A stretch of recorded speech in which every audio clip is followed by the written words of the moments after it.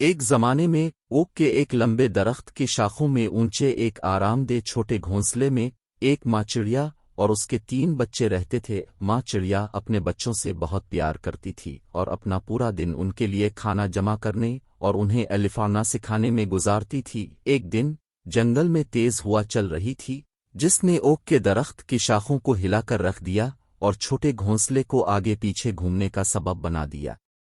ماں چڑیا کو ڈر تھا کہ اس کے بچے گھونسلے سے باہر گر جائیں گے، لہذا اس نے اپنے پروں کو وسیع کر دیا اور انہیں ہوا سے بچانے کے لیے اپنے جسم کا استعمال کیا۔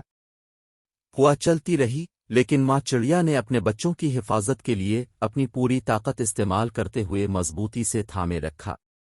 آخر کار ہوا تھم گئی اور چھوٹا گھونسلہ ایک بار پھر محفوظ تھا۔ بچے اپنی ماں کی بہادری پر حیران رہ گئے اور ان کی حفاظت کرنے پر ان کا شکریہ ادا کیا۔